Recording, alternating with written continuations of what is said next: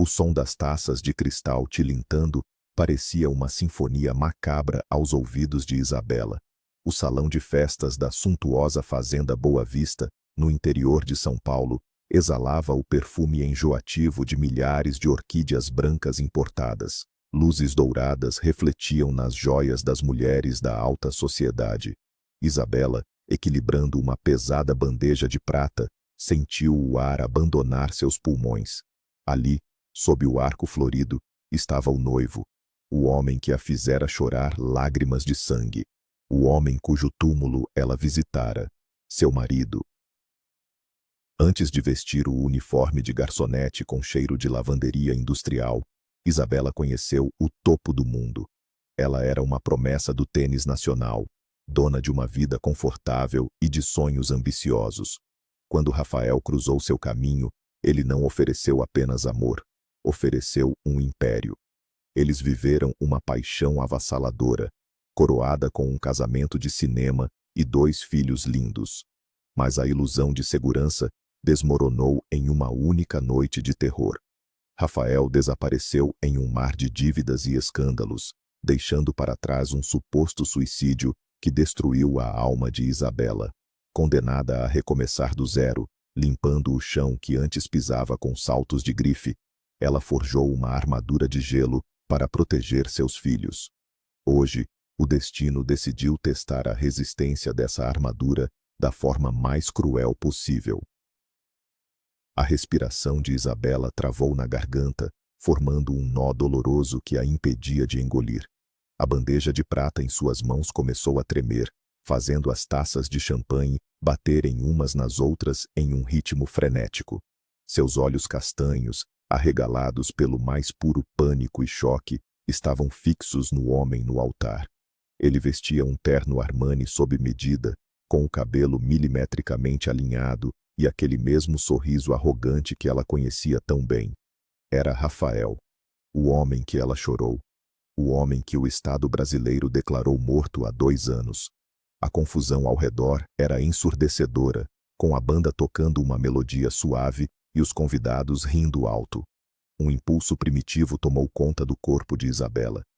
Ela não pensou nas consequências, nem nas dívidas, nem na sua segurança. Ela largou a bandeja com um estrondo monumental sobre uma mesa de doces, ignorando o grito abafado de uma socialite. Com passos pesados e cegos pela fúria, ela caminhou até o palco do DJ. O mundo parecia se mover em câmera lenta. Ela arrancou o microfone do pedestal, sentindo o metal frio contra a palma suada. O silêncio que se formou no salão foi instantâneo e absoluto. Todos os olhares convergiram para a mulher em uniforme de serviço. Isabela olhou diretamente nos olhos apavorados do noivo.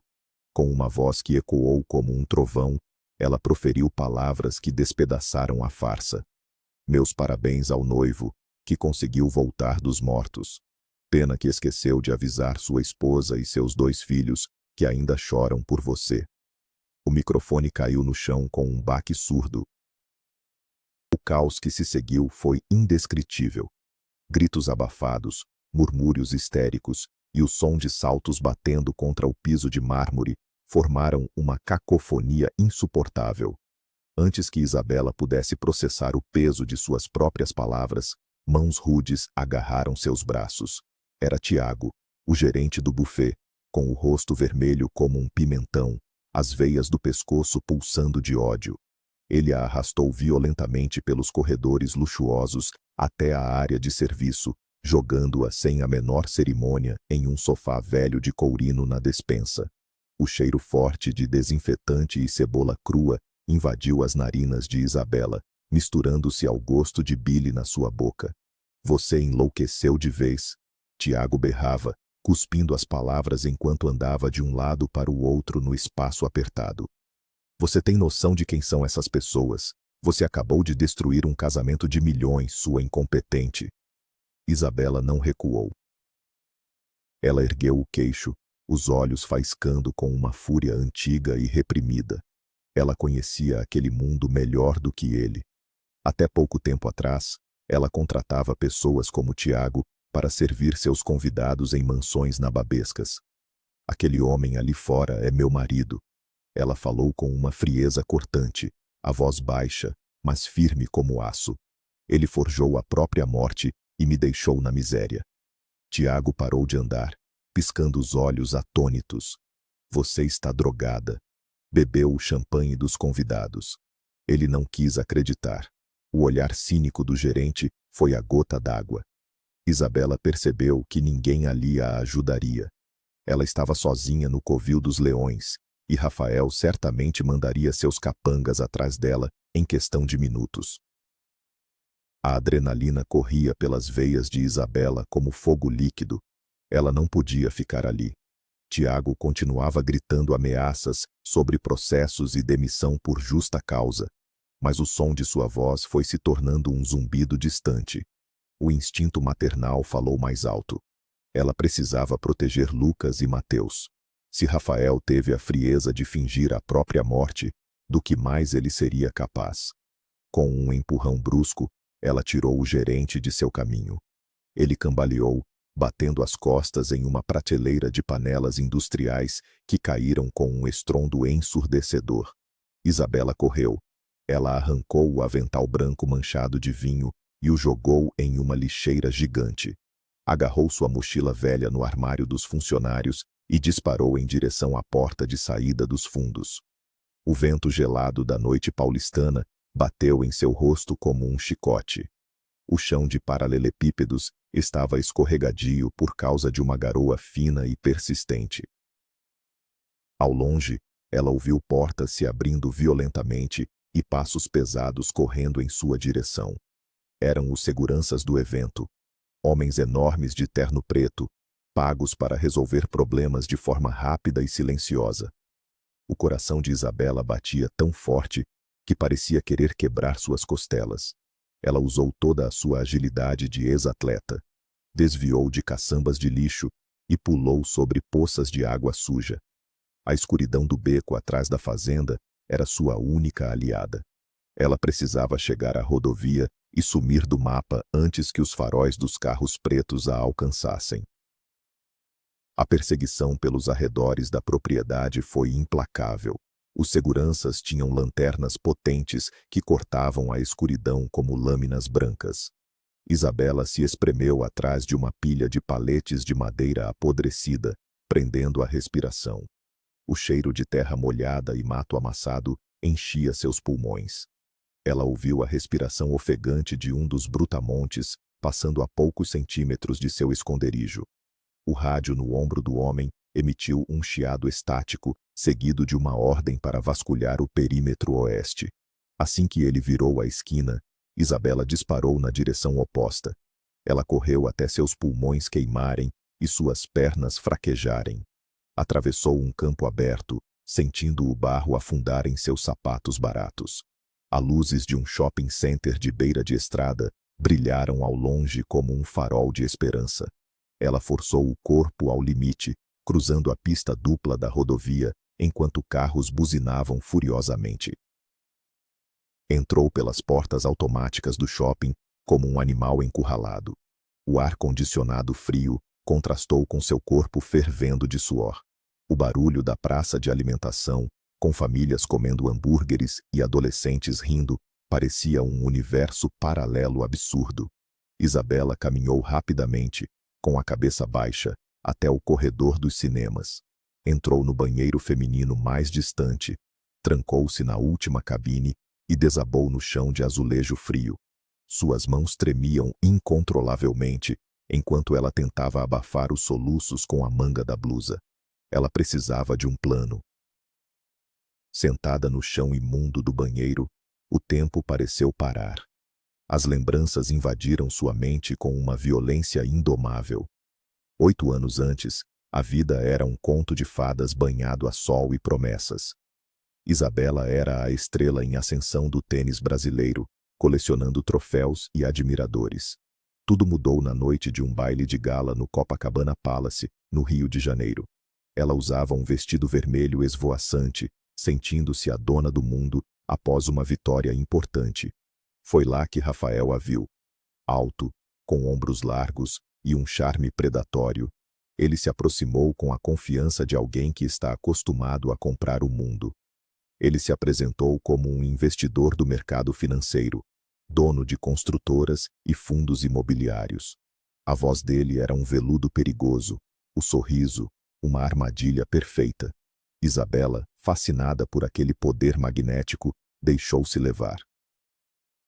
Naquela mesma noite, beberam caipirinhas de frutas exóticas na varanda da suíte presidencial dele, rindo sob o céu estrelado. Rafael não fez rodeios.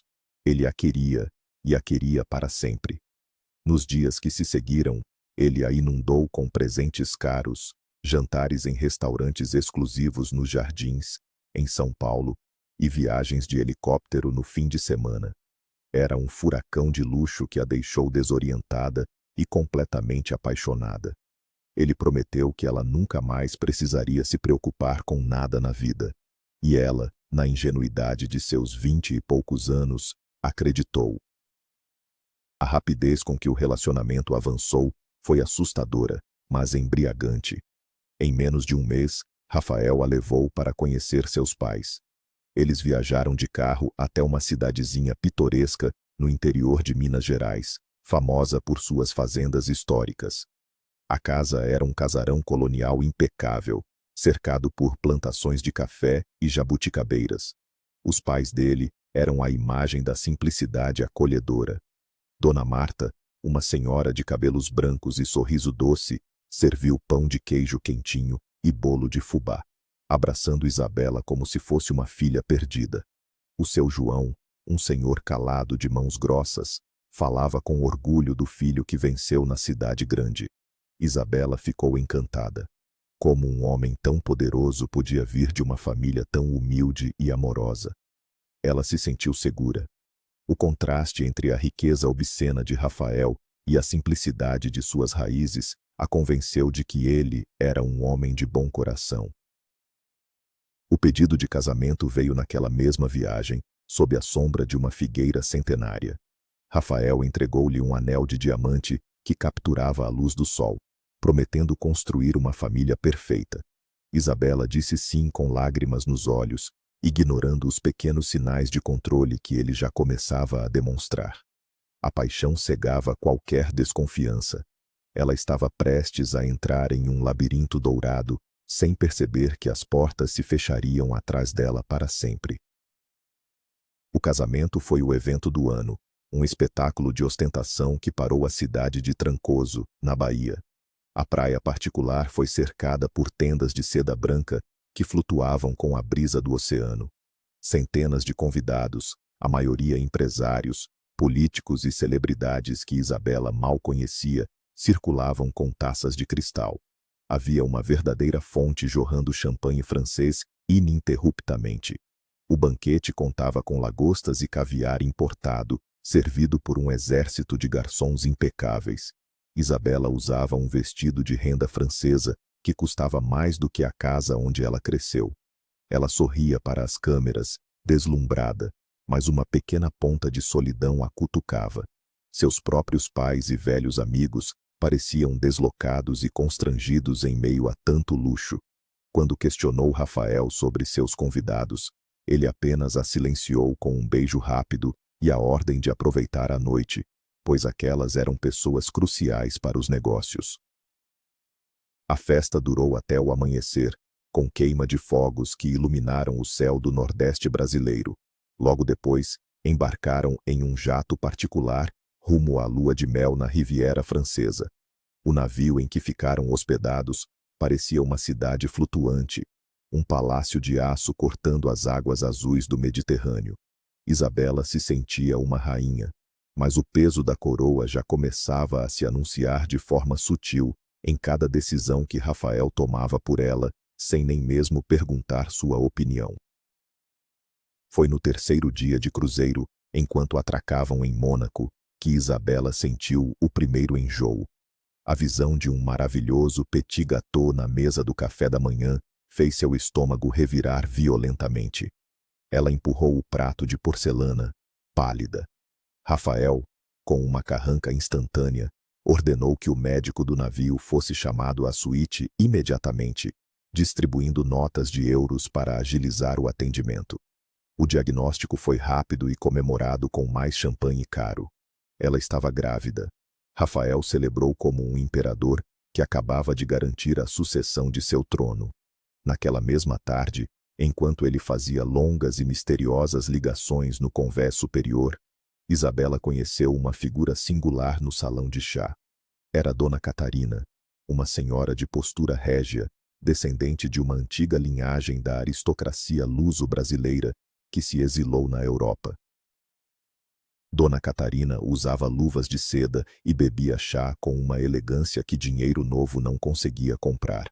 Ao ouvir sobre a gravidez e o sucesso do marido de Isabela, a velha senhora sorriu com uma compaixão melancólica. Ela alertou a jovem, de forma polida mas cortante, que montanhas de dinheiro não substituem o caráter, e que a verdadeira nobreza está na alma, não no saldo bancário. As palavras da aristocrata bateram no peito de Isabela como um vento frio. Dona Catarina deixou um cartão de visitas de seu endereço em Paris antes de se retirar. Um pequeno pedaço de papel que Isabela guardou, sem saber a importância que teria. O retorno ao Brasil marcou o início de sua vida na gaiola de ouro. Rafael a levou para a nova casa do casal, uma verdadeira fortaleza localizada no condomínio mais exclusivo de Alphaville, nos arredores de São Paulo. A mansão era colossal, com colunas romanas de gosto duvidoso, pé direito triplo e um jardim que lembrava um parque europeu, protegido por muros altíssimos e câmeras de segurança por toda parte.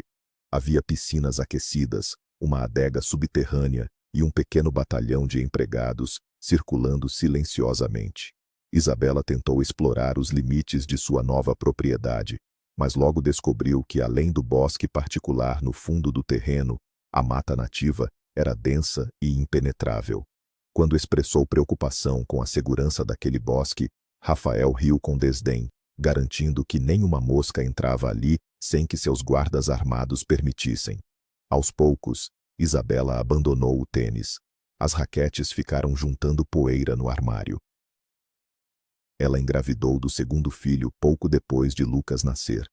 A vida se resumia a cuidar dos meninos, gerenciar os empregados e esperar o marido voltar de viagens de negócios obscuras. O dinheiro fluía sem limites. Carros importados novos apareciam na garagem como presentes por cada filho nascido. Joias de grife acumulavam-se em seu cofre. Rafael era um pai afetuoso quando estava presente, cobrindo as crianças de brinquedos absurdos, mas seus olhos sempre carregavam uma sombra densa, uma preocupação que ele nunca compartilhava com a esposa. A ilusão de perfeição começou a ruir em uma terça-feira comum.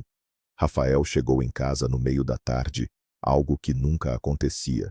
Seus olhos estavam injetados, o rosto pálido e coberto de suor. Ele passou por Isabela e pelas crianças, sem dizer uma palavra, trancando-se em seu escritório no andar térreo. Minutos depois, ela ouviu o som assustador de vidro estilhaçando e o baque de móveis sendo derrubados. Isabela correu até a porta, o coração disparado, e bateu freneticamente. Quando ele finalmente abriu, o caos era total. Gavetas reviradas, papéis sendo queimados freneticamente em uma lixeira de metal. O rosto dele estava transfigurado pelo terror absoluto. Ele agarrou Isabela pelos ombros, apertando com força, e gritou para que ela arrumasse as malas das crianças. Faça apenas uma mala. Rápido, não questione. O tom da voz dele não admitia debate. Em menos de uma hora, eles estavam no SUV blindado, cortando a rodovia Presidente Dutra a uma velocidade criminosa. Rafael fumava um cigarro atrás do outro, as mãos tremendo no volante, ignorando as crianças que choravam assustadas no banco de trás. Isabela tentava acalmá-los com a voz embargada, sentindo o mundo desabar ao seu redor. A luxuosa vida em Alphaville ficou para trás, engolida pelo retrovisor, enquanto eles mergulhavam na noite escura e chuvosa. Eles pararam em um motel de beira de estrada barato e encardido, o extremo oposto dos palácios onde costumavam dormir. O letreiro de neon vermelho piscava falhando, projetando sombras bizarras no quarto minúsculo que cheirava a mofo e cigarro velho. Isabela conseguiu fazer os meninos dormirem, inventando uma história sobre uma grande aventura secreta. Quando saiu para a pequena varanda do quarto, encontrou Rafael desmoronado em uma cadeira de plástico. Ele parecia ter envelhecido 10 anos em uma única noite. Isabela sentou-se ao lado dele, em silêncio, esperando. Finalmente, com a voz embargada e lágrimas grossas escorrendo pelo rosto, ele confessou: "Eu perdi tudo, Isabela. Tudo. Cometi erros graves, mexi com pessoas perigosas. Eles vão tomar a casa, as contas, os carros. E pior, eles podem vir atrás de nós." O pânico de Isabela foi sufocante. Ela o abraçou, tentando manter a sanidade, afirmando que o dinheiro não importava, contanto que estivessem juntos e vivos.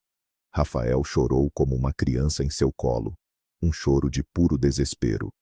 Na manhã seguinte, o plano foi traçado.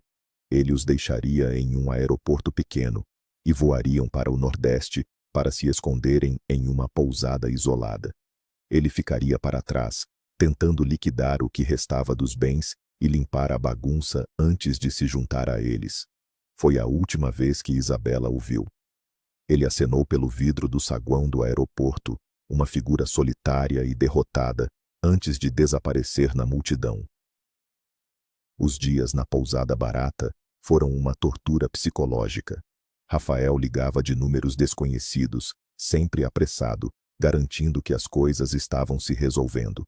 Mas o tom de sua voz ficava cada vez mais sombrio, até que as ligações pararam completamente. O celular ia direto para a caixa postal. O silêncio durou uma semana agonizante. Desesperada e com o dinheiro acabando, Isabela colocou as crianças em um ônibus e fez a longa viagem de volta a São Paulo. A chuva castigava a cidade quando o táxi a deixou na porta de sua mansão em Alphaville. Seu coração parou quando viu a faixa amarela cruzando os imensos portões de ferro. Havia um papel oficial com o selo da Polícia Federal colado na entrada. Propriedade interditada. Com as pernas tremendo, Isabela guiou as crianças por um acesso lateral esquecido pelo bosque, entrando na casa como criminosos. A mansão estava fria, silenciosa e sem energia elétrica. A escuridão parecia engolir os móveis luxuosos. Ao chegar no escritório de Rafael, ela sentiu o cheiro acobreado e nojento antes mesmo de abrir a porta. Uma fita policial cruzava a entrada. O tapete persa caríssimo, a mesa de mogno e a parede de couro estavam manchados com sangue escuro e seco. Isabela tapou a própria boca para não gritar. O choque quase a fez desmaiar, mas o instinto de proteger os filhos a manteve de pé. Ela recuou, trancou a porta e tirou as crianças daquela casa assombrada imediatamente. A ligação da polícia ocorreu no dia seguinte, enquanto ela se refugiava na modesta casa de seus pais, na zona leste de São Paulo. O delegado, um homem de voz ríspida e olhar cansado, foi direto ao ponto. O corpo do seu marido foi encontrado. A perícia aponta para suicídio, senhora. Isabela sentiu o chão desaparecer. A visita ao IML foi o capítulo mais macabro de sua vida. O cheiro de formol impregnava a sala gelada. Quando o legista puxou o lençol branco, ela desviou o olhar. O corpo estava carbonizado após um acidente de carro ligado à fuga. Reconhecer restos mortais por um anel e fragmentos de documentos foi o selo de sua desgraça. Depois do funeral rápido e barato, a avalanche desabou. Credores, advogados engravatados e oficiais de justiça surgiram como abutres. Todo o patrimônio havia sido confiscado por dívidas gigantescas. Rafael não havia deixado apenas tristeza, deixou um rastro de destruição financeira. Ela não tinha acesso a um único centavo. Seu carro foi levado, suas contas congeladas. O fundo do poço parecia não ter fim. Foi então que ocorreu o golpe de misericórdia emocional. Os pais de Rafael, os velhinhos doces do interior de Minas, a chamaram em um canto durante o velório. Com os olhos baixos de vergonha, confessaram a verdade. Eles não eram pais dele.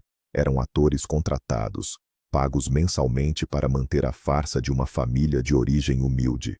A vida de Isabela havia sido uma mentira coreografada do início ao fim. O choque da confissão dos falsos pais destruiu a última gota de fé que Isabela tinha no marido morto. Eles lhe entregaram um envelope pardo contendo as economias que Rafael havia repassado nos últimos anos. Foi com esse dinheiro, e com a venda escondida de algumas de suas joias de grife em casas de penhor do centro de São Paulo, que Isabela conseguiu respirar. Pouco tempo depois, um advogado misterioso a procurou em um café popular. Ele entregou a ela um envelope lacrado. Era uma carta de Rafael. A letra apressada confessava seus crimes financeiros e pedia perdão por tê-la envolvido naquilo. Junto com a carta, as chaves de um cofre bancário escondido no nome de terceiros, contendo dólares em espécie. Uma rota de fuga financeira. Fuja, troque de cidade, não confie em ninguém, dizia o bilhete. Isabela cumpriu as ordens à risca. Ela pegou os filhos, transferiu o dinheiro de forma meticulosa para contas seguras e se mudou para Florianópolis. Trocou o luxo insano por um apartamento de 2 quartos perto da praia. Lá, ela abandonou a socialite submissa e renasceu como uma loba protegendo suas crias. Voltou a dar aulas particulares de tênis para iniciantes e começou a trabalhar com eventos de buffet nos fins de semana para complementar a renda. Os anos moldaram uma nova Isabela, calejada, realista e inquebrável. De volta ao presente, trancada na cabine do banheiro do shopping paulistano, Isabela finalmente acalmou sua respiração. O fantasma de seu passado não era um fantasma.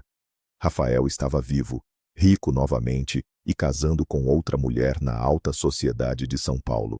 A encenação do suicídio foi sua saída de mestre para se livrar das dívidas federais, dos inimigos cruéis e, de quebra, de sua família indesejada. A ira queimou dentro do peito de Isabela, secando suas lágrimas instantaneamente. Ela não era mais a menina ingênua que se deslumbrara no Copacabana Palace. Ela saiu da cabine, lavou o rosto com água gelada na pia e encarou seu reflexo no espelho manchado. Os olhos castanhos brilhavam com uma determinação fria. Ela ajeitou a mochila velha nos ombros, caminhou com firmeza pelos corredores do shopping e tomou o primeiro ônibus intermunicipal rumo ao aeroporto de Congonhas. Pegaria o voo mais rápido de volta para Florianópolis, para o seu refúgio, para perto dos seus meninos. Ao chegar em casa de madrugada, ela destrancou a porta de seu apartamento simples com as mãos firmes. Foi até o quarto onde Lucas e Mateus dormiam tranquilamente. Observou o sobe e desce dos cobertores, o cheiro de sabonete infantil misturado com o ar do mar que entrava pela fresta da janela. Ninguém, nem o homem mais rico e diabólico do Brasil, iria destruir a paz que ela havia construído com tanto sacrifício. Ela estava pronta para a guerra. O confronto não demorou a acontecer. Isabela sabia que a humilhação pública no casamento teria consequências. 3 dias após o evento desastroso em São Paulo, ela esperava Lucas sair do colégio em Florianópolis. O sol da tarde aquecia o asfalto, e o barulho das crianças correndo pelo pátio era familiar e tranquilizador. De repente, a figura surgiu. Parado do outro lado da rua, encostado em um carro importado preto de vidros escuros, estava Rafael. Ele havia engordado um pouco, deixado a barba crescer, mas a postura arrogante era inconfundível. Isabela sentiu o sangue ferver. Ela disse ao filho para esperar dentro do colégio com o segurança e marchou em direção à rua como um trator desgovernado. Rafael esboçou aquele sorriso charmoso de lado, o mesmo que usou para seduzi-la 8 anos atrás. "O que você quer, seu canalha miserável?" Isabela disparou, a voz baixa e letal. Ele ergueu as mãos em um gesto pacificador. "Calma, meu amor. Eu vim consertar as coisas." "Consertar?" Ela riu com um escárnio que o fez recuar um passo. "Você forjou a própria morte, deixou seus filhos passando fome e se casou com a herdeira de um desembargador para limpar seu nome. Rafael fechou a cara, o charme dando lugar à frieza habitual. O casamento já acabou depois do seu showzinho. Estou arruinado de novo. Eu preciso do dinheiro que deixei no cofre para você. Eu sei que você não gastou tudo. A audácia do pedido foi como um soco no estômago, mas Isabela não vacilou. Ela o olhou de cima a baixo, sentindo um profundo nojo do homem que um dia a amou. Aquele ser humano não passava de um parasita disfarçado em ternos de seda. O dinheiro, ela repetiu, quase gargalhando na calçada movimentada. Aquele dinheiro é a indenização pela dor que você causou aos seus próprios filhos. Foi o alicerce para eles não morrerem de fome enquanto você bebia champanhe com seus novos amigos da elite paulistana. Rafael deu um passo à frente, a expressão endurecendo, os punhos cerrados. Não teste minha paciência, Isabela. Você sabe do que sou capaz. Eu pego de volta judicialmente. Você não existe mais, Rafael. Ela rebateu, cravando o dedo no peito dele com tanta força que ele cambaleou para trás. Legalmente você é poeira em uma urna cinerária. Tente qualquer coisa, e eu vou à Polícia Federal hoje mesmo com a prova de que você fraudou atestados de óbito e o sistema financeiro nacional. Rafael empalideceu. O blefe dele havia ruído diante da rocha em que ela se transformara.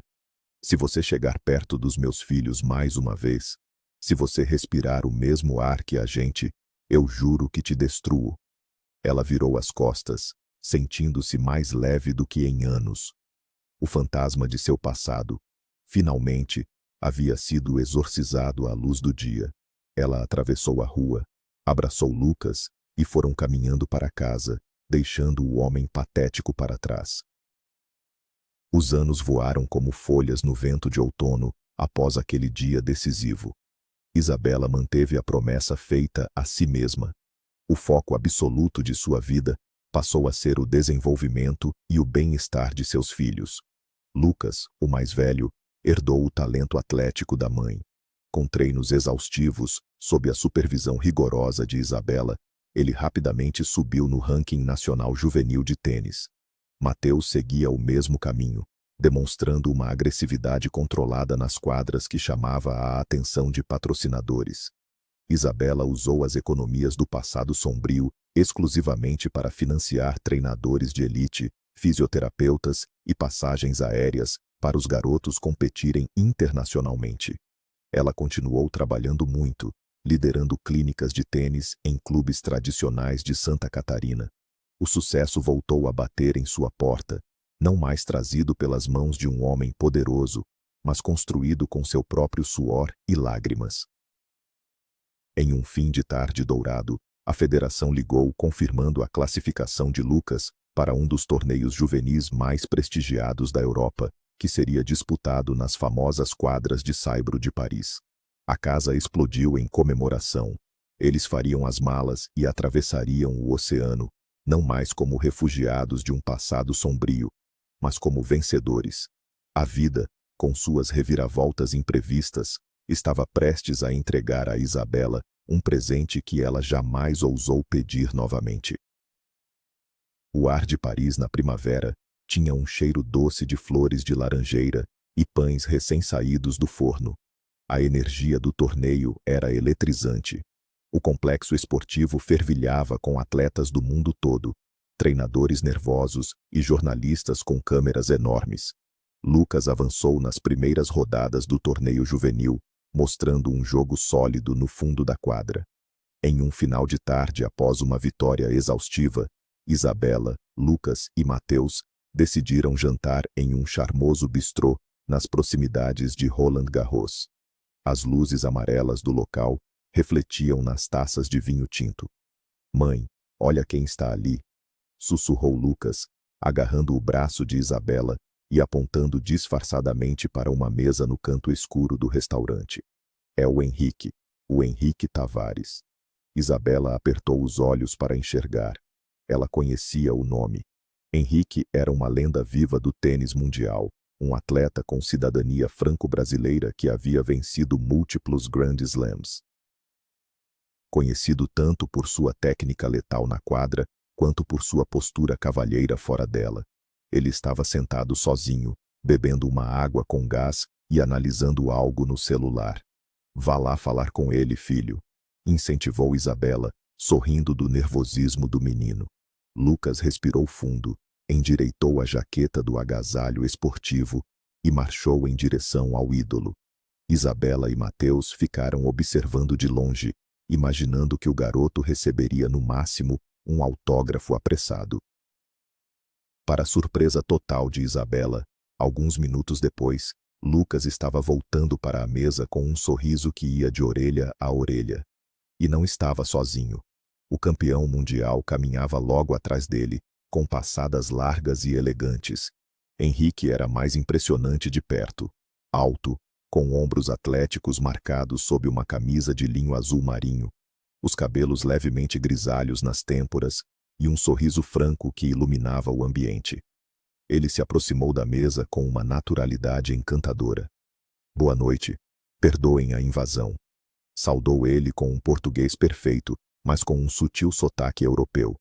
O Lucas me disse que a treinadora e principal responsável pelo backhand espetacular dele estava aqui. Eu precisava vir cumprimentar. Isabela, que não costumava se intimidar facilmente, sentiu o rosto esquentar e as palavras fugirem da boca por um segundo. Prazer, Isabela, ela disse, levantando-se para apertar a mão firme do atleta. O toque foi elétrico, algo que ela não sentia há muito tempo. Henrique foi convidado a se sentar. O que deveria ser um cumprimento rápido se transformou em um jantar longo e regado a histórias de torneios, análises de táticas de jogo e muitas risadas.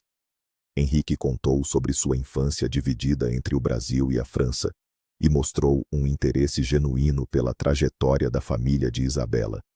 O olhar profundo e sincero dele fixava-se nos olhos dela com uma admiração que não estava disfarçada. Quando a noite terminou, o ar entre os dois estava carregado de uma eletricidade silenciosa e promissora. Os dias seguintes em Paris assumiram um contorno mágico, quase surreal. O torneio corria bem para Lucas, mas fora das quadras, a presença de Henrique tornou-se uma constante. Ele aparecia nos treinos matinais, trazendo cafés expressos autênticos e pães de chocolate. Dava dicas táticas cruciais para o adolescente, que o escutava como se estivesse diante de uma divindade. Para Isabela, Henrique reservava conversas maduras e passeios ao entardecer pelas margens do rio Sena. Eles caminhavam sob a sombra das árvores antigas, compartilhando fragmentos de suas histórias. Henrique revelou a dor de ter perdido a esposa para uma doença incurável há 5 anos. Isabela, sentindo uma confiança que jurava ter enterrado, contou sobre o pesadelo com Rafael, a fuga, a reconstrução em Florianópolis. Em vez de julgá-la ou sentir pena, Henrique a olhou com um respeito reverencial. Você é a mulher mais forte que eu já conheci, Isabela. Ele disse, parando no meio da Ponte des Arts, com as luzes da Torre Eiffel cintilando ao fundo. O coração de Isabela errou uma batida. A conexão entre eles não era baseada no deslumbramento ou na inocência juvenil, mas na profunda compreensão de duas almas que conheceram a dor e escolheram continuar vivendo. Quando Henrique a beijou pela primeira vez naquela noite, sob o céu de Paris, Isabela sentiu como se anos de inverno derretessem de uma só vez. O torneio juvenil chegou à grande final. Lucas perdeu a partida em um jogo disputadíssimo de 5 sets, mas saiu de quadra aplaudido de pé pelo público exigente. Henrique, sentado no camarote especial ao lado de Isabela e Mateus, foi o primeiro a gritar elogios ao garoto. Para celebrar a excelente campanha, Henrique os convidou para o banquete oficial de encerramento do torneio, um evento de gala majestoso, sediado em um hotel histórico no coração de Paris. Isabela hesitou. Bailes de gala arremetiam instantaneamente ao passado traumático, ao Copacabana Palace, ao luxo venenoso de Rafael. Mas o olhar acolhedor de Henrique a convenceu. Naquela noite, o mensageiro do hotel entregou no quarto de Isabela uma caixa preta de veludo, contendo um vestido deslumbrante de seda esmeralda. Presente do anfitrião, dizia o bilhete. Quando Isabela desceu as escadarias de mármore do hotel, o salão pareceu prender a respiração. O vestido verde destacava sua pele bronzeada e seus traços marcantes. Henrique a esperava no pé da escada, vestindo um smoking impecável.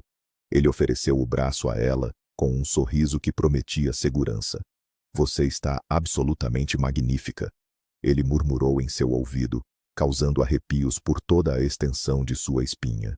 O evento foi deslumbrante, mas desta vez, Isabela não se sentiu um troféu exibido para sócios. Ela se sentiu uma rainha caminhando ao lado de seu rei.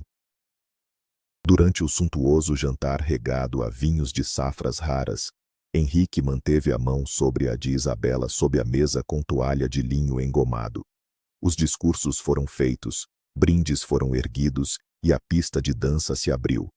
Henrique a conduziu para o centro do salão, ao som de uma orquestra clássica que tocava uma valsa lenta e envolvente. Enquanto rodopiavam suavemente, isolados em sua própria bolha, em meio à multidão da elite do tênis mundial, a expressão de Henrique mudou. Ele ficou subitamente solene, os olhos amendoados fixos nela com uma intensidade que a fez tremer. Isabela. Ele começou, a voz grave falhando levemente pela emoção. Eu sei que nossas vidas têm feridas. Eu sei que o mundo foi cruel com você. E o tempo me ensinou que o amanhã nunca é garantido. Ela parou de dançar, sentindo o peito apertar. Henrique recuou um passo, e diante de centenas de fotógrafos esportivos e convidados atônitos, o campeão mundial abaixou-se, apoiando um dos joelhos no piso encerado. O salão inteiro mergulhou em um silêncio absoluto. Ele tirou do bolso interno do paletó uma caixa antiga de madeira de lei. Isabela, você trouxe a luz de volta para os meus dias. Você e seus filhos são a família que meu coração vinha procurando no escuro. Aceita se casar comigo? Ele abriu a caixinha, revelando uma safira azul profunda, cercada por brilhantes antigos. O choque paralisou Isabela. As luzes dos flashes das câmeras explodiam ao seu redor como estrelas cadentes.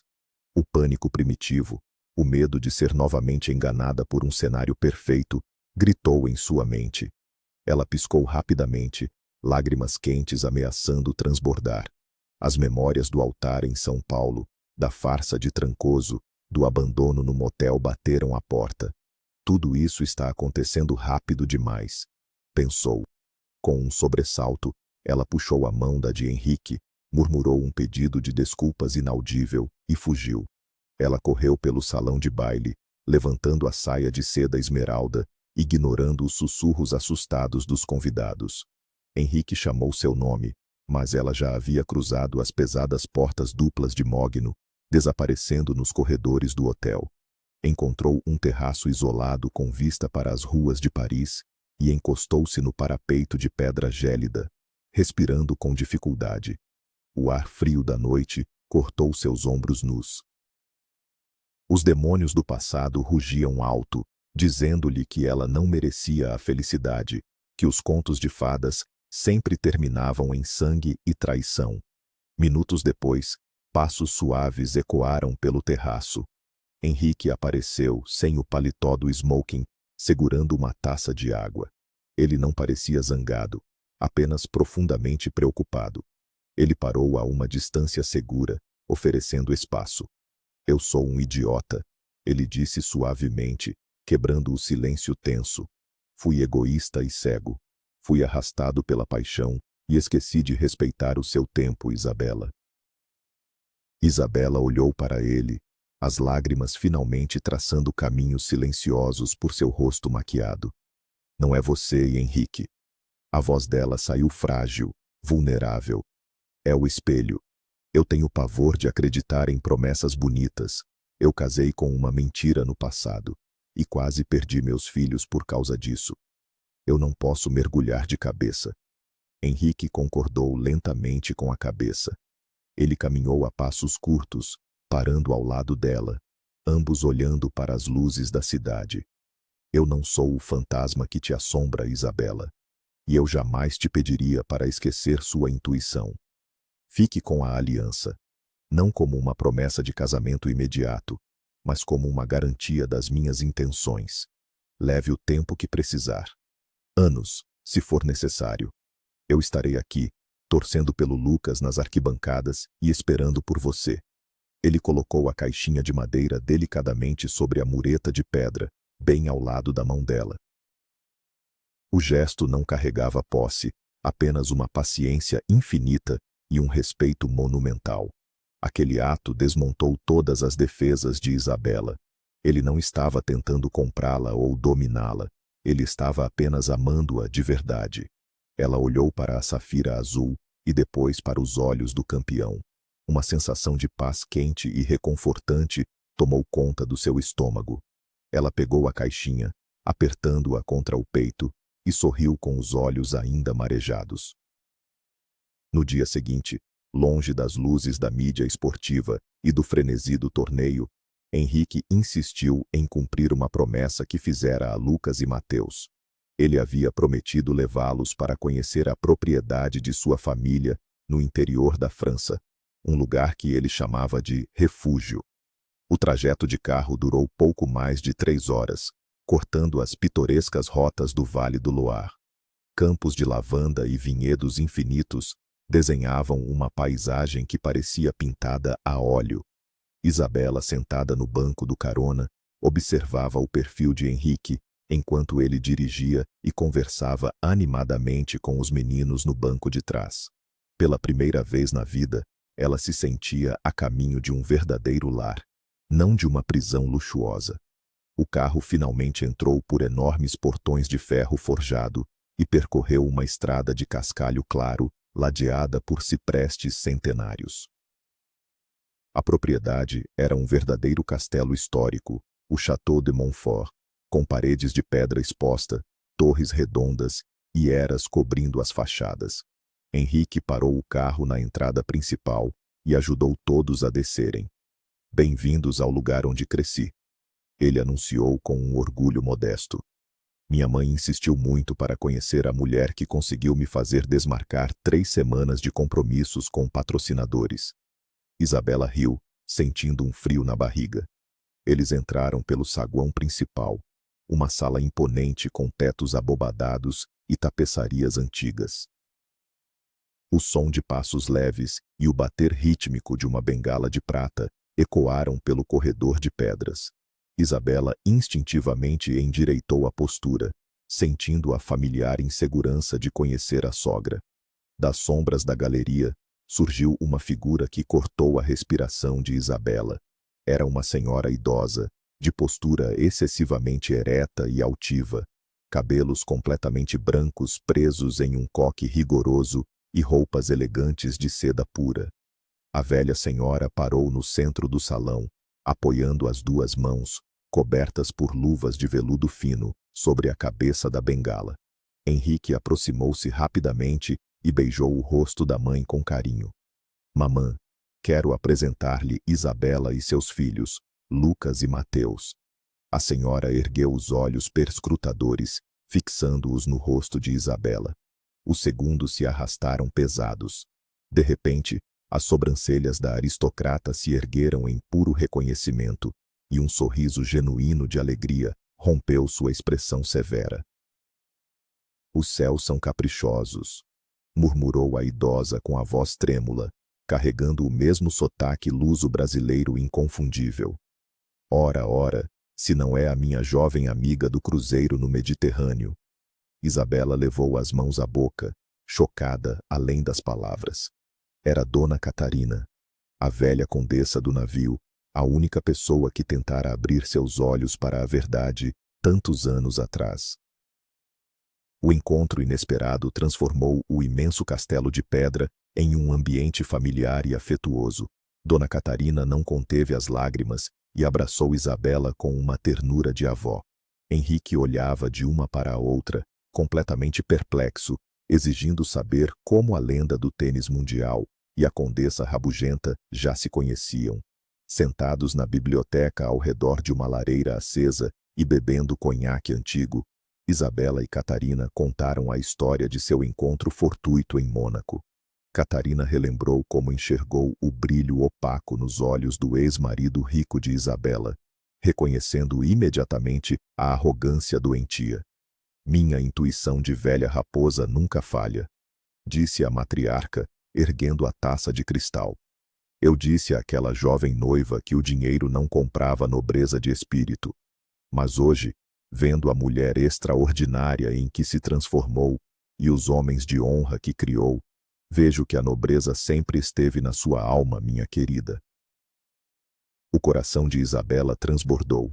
Ela olhou para Lucas e Mateus, que agora jogavam xadrez em um canto da biblioteca, rindo das piadas de Henrique.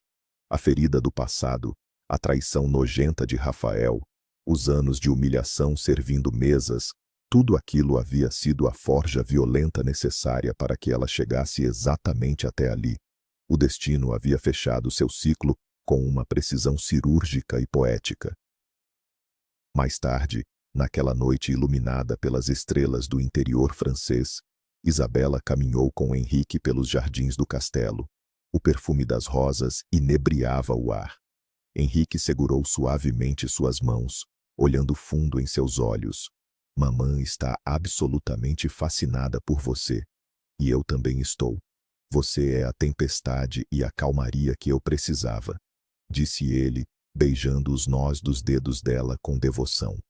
Isabela sorriu, sentindo as lágrimas quentes da felicidade verdadeira tocarem seu rosto. Ela tirou do bolso do casaco a pequena caixinha de madeira que guardara a noite toda. Abriu-a sob o luar, pegou o pesado anel de safira azul e, com as mãos firmes, deslizou a joia pelo próprio dedo anelar. Ele serviu perfeitamente.